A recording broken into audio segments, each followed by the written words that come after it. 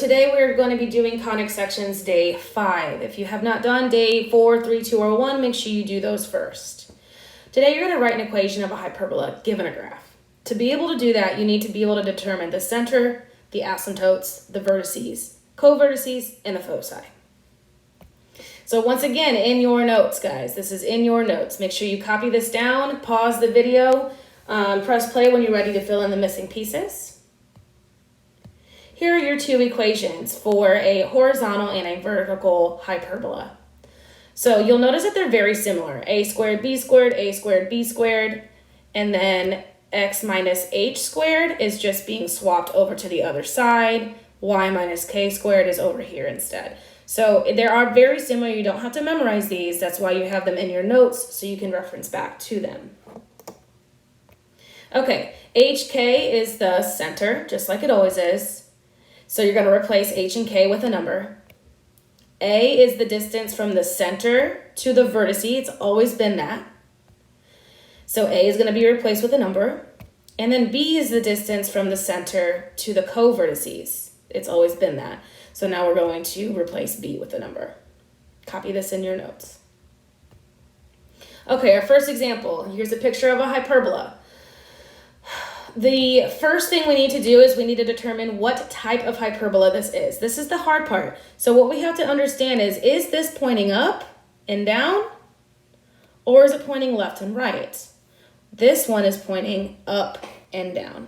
Up, it's going up forever, and this one is going down forever. So that means that this is a vertical hyperbola, which means we're going to use the vertical equation.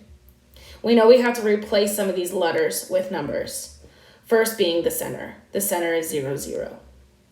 So therefore, A is 1. So A again is the distance from the center to the vertice. Remember, the vertice is the point that's on the curved line. So that's only one block away. B is the distance from the center to the co-vertice, the outside of this little box. Okay, so that's 4. From here, we simply just replace 0 in for K, 0 in for H. That's a mistake. I'm sorry. And 0 in for K. They're both the same. A is going to be replaced with 1 and B is going to be replaced with 4. So that's what it looks like when you replace it. And then you just simplify. So y minus 0 is y squared. X minus 0 is x squared. And then 1 squared is 1. 4 squared is 16. You can actually rewrite it again, even more simplified. Remember, if you have a denominator of 1, you don't need to write it. So therefore, this is your final answer. Make sure you have this in your notes. Example 2, once again, in your notes. So the first thing we need to determine is what type of hyperbola this is. So we have to figure out, is it pointing left and right or up and down? This is going to be going to the left. This is going to the right. Woo, and this is going to the right. Okay, so that means it is a horizontal ellipse, which means we're going to use the horizontal equation. We know we need to find those 3 pieces. We need to find the center. The center is 5, negative 2. So I found the center by looking at these points and going right in the middle of them, because the center is the midpoint of the foci, of the vertices, I mean. So we go right 5, down 2. That's the center. A, again, is the distance from the center to the vertice. Remember, the vertice is on the line, on the curved line. B is the distance from the center to the co-vertices, so the center to the other direction of that box. So I counted, and that was 7. Now we just replace 5 for H, negative 2 for K, 3 for A, 7 for B.